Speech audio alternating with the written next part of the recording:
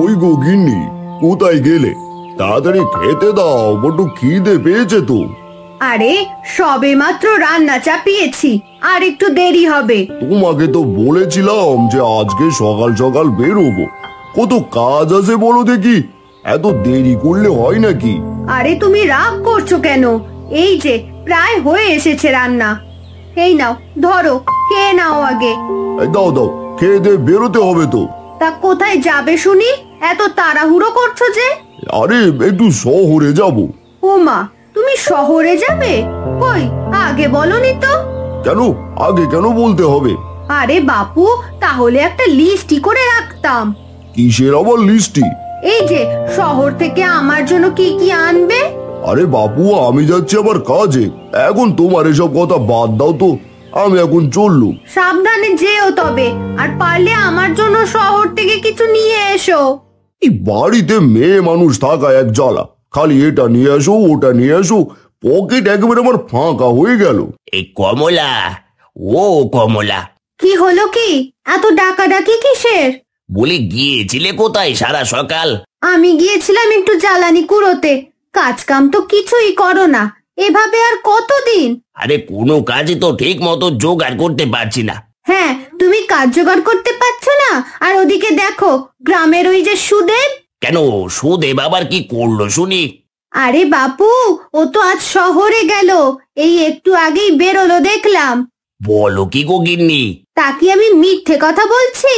না, মিথ্যে বলছো সে আমি বলিনি, কিন্তু ব্যাপারখানা হলো ও শহরে গেল কেন হঠাৎ? আমার মনে হয় নিশ্চয়ই কোনো কাজের খোঁজে গেছে। গ্রামে থেকে তো আর কিছু করতে পারছে না, এই জন্যই শহরে গেছে। তা ঠিক, তা ঠিক। বুঝলে গিন্নি, এবার কিছু একটা করতে হবে। তা কি করবে শুনি? ভাবতে দাও। হ্যাঁ, এখন সারা দিন ভর ভাবো। লোকটা সেই কখন শহরে গেল, রাত হতে চললো, এখনো আসার নাম নেই।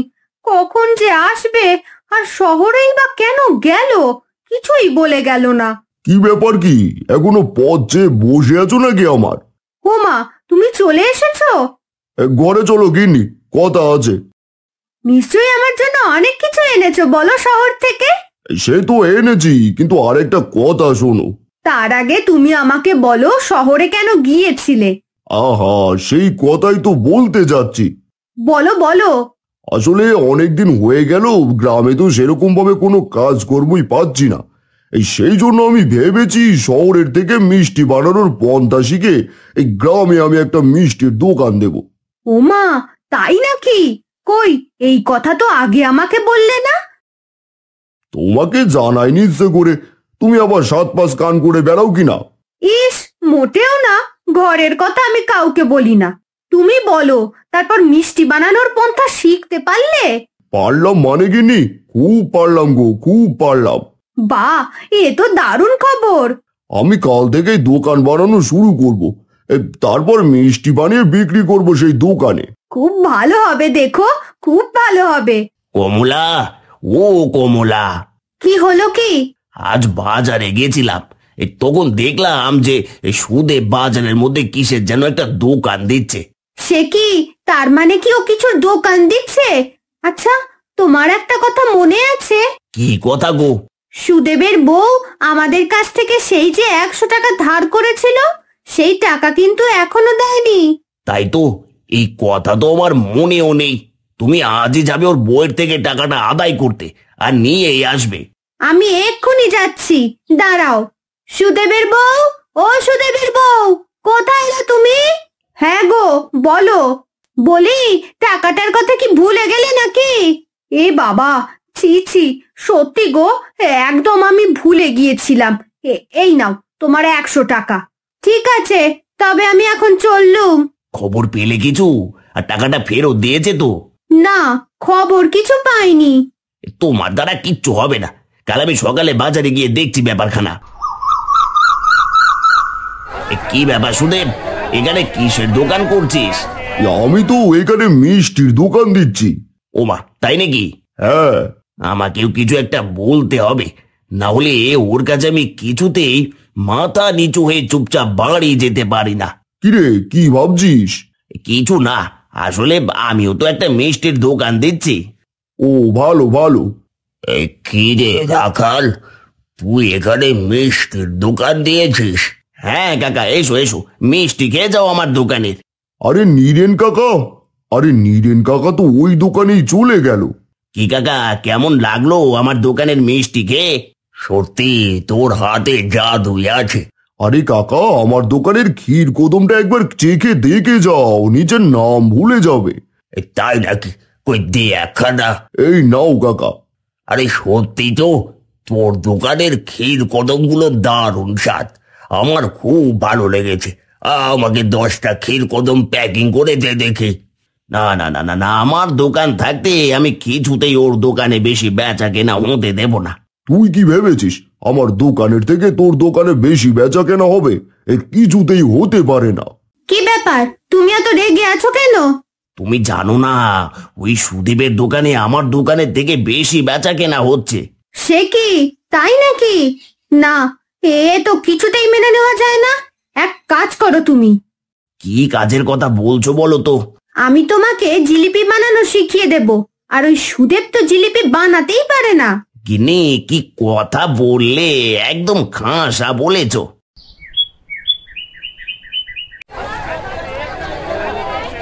ও আমাকে টক্কর দিচ্ছে, বুঝলে গিন্নি? সে তো বুঝতেই পারছি, কিন্তু এখন উপায়? দিনে দিনে তোর ব্যবসা ফুলে ফেপে উঠছে। দেখো গিয়ে, ওরা তো পাকা বাড়ি পর্যন্ত করা শুরু করে দিয়েছে। কি বলছো কি গিন্নি? আমি ঠিক কথাই বলছি। না, এভাবে আর চলতে দেওয়া যাবে না। এবার মাথা থেকে কিছু একটা বুদ্ধি বার করতেই হবে। কানটা এদিকে নিয়ে এসো, আমার মাথায় একটা বুদ্ধি আছে। বলো বলো। কি বুঝলে? দারুণ হবে।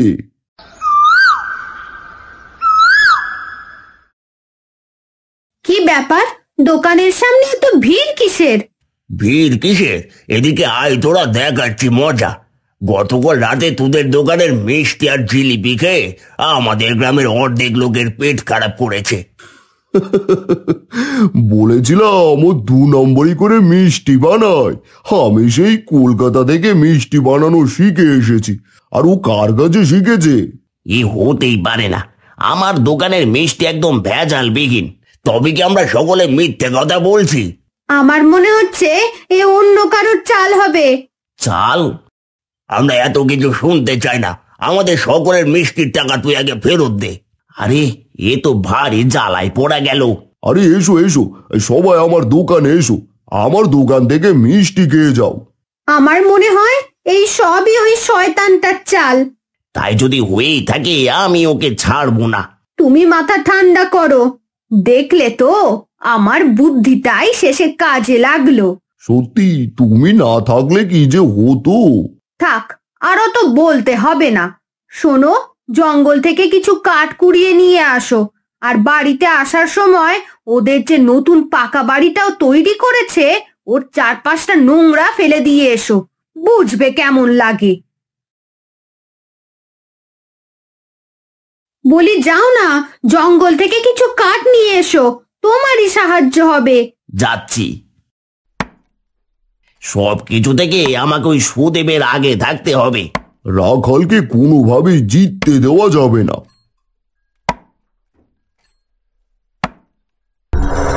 আরে আমার কুড়ালটা গেল কোথায়? খুব ভালো হয়েছে, দেখ এখন কেমন লাগে। আমার কুড়াল এখানেই আছে। এই শোন, আমার কুড়ালটায় সোনার দাঁত বসানো, তোর মতো এরকম কমা কুড়াল নয়। সোনার দাঁত বসানো? তবে আমি যদি সেটাকে পাই, সোজা বাড়ি নিয়ে পালাবো। মিথ্যে বলেও কি পাবো আর কুড়ালটা? মনে হয় সত্যি ওটা হারিয়ে গেছে। এটা কি তোদের মধ্যের কারো কুড়ুল? হ্যাঁ, এটা তো আমার কুড়াল। এতক্ষণ ধরে আমি খালি খালি আর কুড়ুল খুঁজে মরছিলাম। এটা তো সোনা দিয়ে বাঁধানো নয়। হায় হায় হায়, আমি পুরো বোকা বনে গেলাম যে। এই নে তোর কুড়ুল। আচ্ছা, এই জঙ্গলেতে তোরা দুজনই আছিস, তোরা আমাকে একটা সাহায্য করতে পারবি? কি সাহায্য? না না, আমিও সব পারবো না। আমারও সময় নেই। শোন, সাহায্যের বিনিময়ে কিন্তু অনেক উপহার পেতে পারিস। উপহার? কি উপহার? বলো তোমার কোন সাহায্য লাগবে, আমি করে দেব। ওই যে বটগাছটা দেখছিস, ওটার সব থেকে উঁচু ডালে একটা লাল রঙের ফল রয়েছে। ওই ফলটা যদি তোরা কেউ আমাকে পেড়ে এনে দিতে পারিস তাহলে তাকে আমি অনেক উপহার দেব। কিন্তু এটা কি করে সম্ভব? রাখালের মতো নিশ্চয়ই এই রাজপুত্র আমাকে বোকা বানাচ্ছে। না না না না, আমি এর মধ্যে থাকবো না। ইনি তো খালি হাতে রয়েছে, উপহার দেবে কোথা থেকে? বেশ, আমি রাজি। আমি চললাম বাড়ি। অনেক ধন্যবাদ তোমায়। এদিকে এসো আমার সাথে। এখানে যত হিরে মাণিক্য আছে সব তুমি নিয়ে যাও। তবে হ্যাঁ, যদি তুমি মনের মধ্যে হিংসে রাখো তবে সেদিন এই মণিমাণিক্য আর তোমার কাছে থাকবে না। এত মণিমাণিক্য আমি আর হিংসে করব না, এগুলো সব আমি নিয়ে যাব। ওগো, তুমি এত সব পেলে কোথায়? শোনো তবে।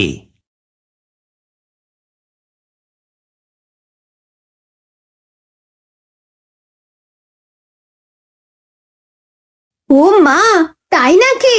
এবার তো আমাদের সারা জীবন পায়ের উপর পা তুলে চলে যাবে। সে আর বলতে।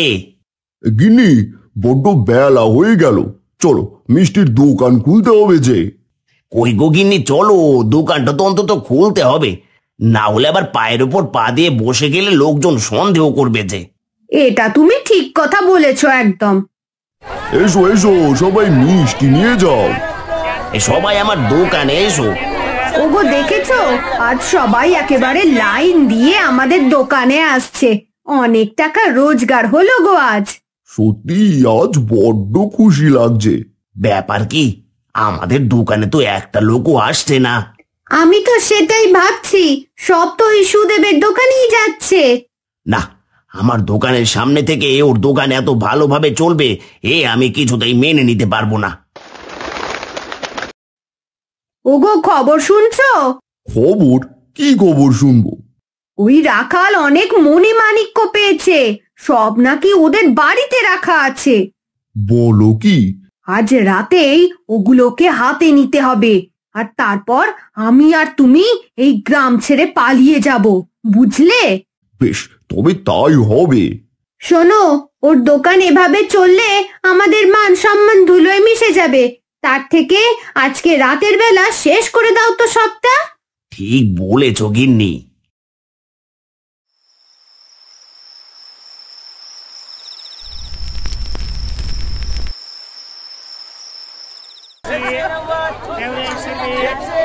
কি ব্যাপার, সবাই এভাবে চিৎকার কেন করছে? আগুন লেগেছে? কোথায় আগুন লাগলো? আরে যেখানে খুশি সেখানে আগুন লাগুক, তোমার আর আমার কি। চলো আমরা চলে যাই, আবার সবকিছু নেওয়া হয়ে গেছে। আমার মনটা কেমন যেন করছে। ওগো, তাড়াতাড়ি এসো, আমাদের দোকানে আগুন লেগে গেছে। গিন্নির গলা মনে হলো। আমার পুরো দোকানটা এখন ধরে ছাই হয়ে গেছে।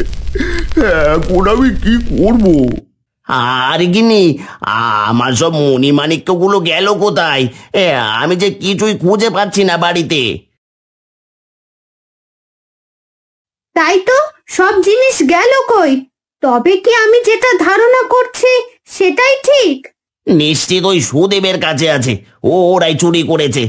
হায় রে হায়, আমাদের কি সর্বনাশ হলো! আমার পুরো দোকানটা এখন ধরে ছাই হয়ে গেছে।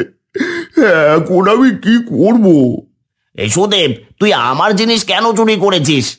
চুরি? না না, আমি কোনো কিছু চুরি করিনি। ও এভাবে মুখ খুলবে না। দেখো, ওর ওই কাপড়ের মধ্যেই সবকিছু আছে আমার মনে হচ্ছে। দে বলছি, দে দে দে, ওই পুটলি দে। না, এর মধ্যে কিচ্ছু নেই। ছেড়ে দে, ছেড়ে দে বলছি। এই তো আমার সব সোনা হিরে।